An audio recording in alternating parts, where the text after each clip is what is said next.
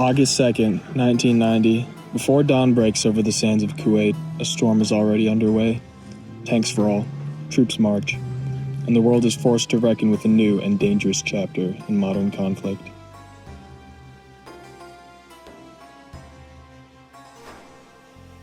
Saddam Hussein, the president of Iraq, has called for the invasion of the neighboring country of Kuwait in a surprise assault. What motivated Hussein to want to take control of Kuwait actually brings us back to a previous war Iraq had with Iran from 1980 to 1988. Because Iran was struggling to finance the Iran-Iraq war, they borrowed a lot of money, particularly from Kuwait and Saudi Arabia. Despite this war ultimately ending in a stalemate, the losses were devastating for both sides, leaving Iraq in a terrible situation. This financial desperation fed into Hussein's decision to invade Kuwait just 2 years after the end of the Iran-Iraq war. There was this old-age power struggle in the Middle East. Hussein still viewed Kuwait as a rightful part of Iraq at the time, rooting back to claims from the Ottoman era. Caught drastically off guard, the small nation is overwhelmed and Iraq has total control of Kuwait in just 2 days. Will the world stand by in silence while a sovereign nation is swallowed overnight by brute force? International response was swift and harsh. The United Nations demanded immediate withdrawal from the Kuwait and imposed economic sanctions on Iraq. Iraq did not give up, though. This was a response distinct from others during the Cold War era. It wasn't a fight between communism and capitalism, but an agreement throughout the world that this extreme nationalism and aggression could not be tolerated. In response to the invasion, George H.W. Bush led the United States and its allies to initiate Operation Desert Shield to protect Saudi Arabia from potential Iraqi aggression beginning August 7, 1990. Gathered under the flag of the United Nations, military forces from the United States, the United Kingdom, France, Saudi Arabia, Egypt, Syria, the United Arab Emirates, Canada, Australia, and several others were deployed to Saudi Arabia. Around 700,000 Americans alone were deployed to the Persian Gulf, just under 1 million in total. Their current intention was to defend Saudi Arabia, but preparations for a potential invasion and liberation of Kuwait was underway.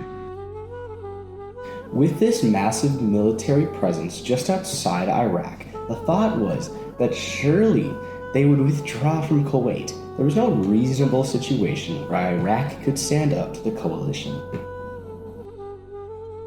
Weeks went by and still, Iraq refused to give up. On November 29, 1990, the United Nations Security Council passed Resolution 678, which authorized the use of all unnecessary means to expel Iraqi forces from Kuwait if Iraq did not withdraw by January 15, 1991. Subsequently, Operation Desert Storm was enacted in January. Military force would finally be used to expel Iraq from Kuwait. January 17, 1991. Missiles fly through the sky, bombs strike through the air. Desert Storm's air campaign has begun. For the next 6 weeks, Iraqi command and control centers, communication networks, air defenses, and military installations were strategically targeted with less than 50 casualties from the American side. Iraq loses thousands. Baghdad, the capital of Iraq, grows darker with each passing strike. Iraq's infrastructure is completely destroyed, yet Hussein remains in power, and his forces still occupy Kuwait. But despite everything, Saddam Hussein would simply not give up. It was clear at this point in the war that a ground invasion was going to be necessary to expel Iraqi forces from Kuwait. February 24, 1991. The final phase begins, a full-scale ground invasion of Kuwait. They move swiftly, coming from the south and moving north and west.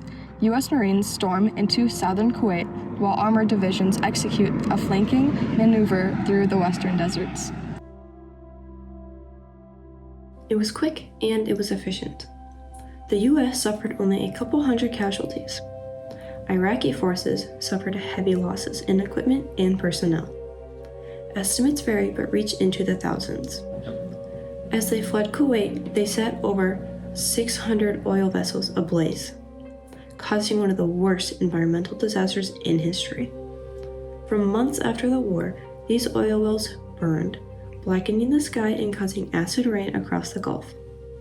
Iraqi soldiers looted homes and businesses and left Kuwait's infrastructure crippled. Coalition forces reached Kuwait's capital in just 3 days. By February 28th, 4 days after the initial ground assault, President Bush declared a ceasefire and Kuwait was officially liberated. But the war's impact speaks of much less than a victory. Kuwait and Iraq are both in ruins. Over 1 million barrels of oil spill into the Persian Gulf. Thousands of veterans begin reporting mysterious illnesses, what becomes known as Gulf War Syndrome. The exact cause remains debated, with theories including chemical exposure and stress. Although Iraq is defeated, Saddam Hussein remains in power. The United Nations continues their sanction and weapons inspections follow for Iraq. Much like Germany after World War I, Iraq was isolated and punished by the world for their actions. You can definitely argue that leaving Saddam Hussein in power was a poor move. Iraq did not recover from the war and hostility towards Iraq continued. The Bush administration ultimately ended up invading Iraq again in 2003 as part of their war on terror narrative after 9/11. They pinned the blame on Hussein despite having no official connection between him and Al-Qaeda. Many argued that this unfinished business was simply out of spite and an excuse to get Hussein out of power. To this day, Iraq still hasn't recovered from the Gulf War and the Iraq War.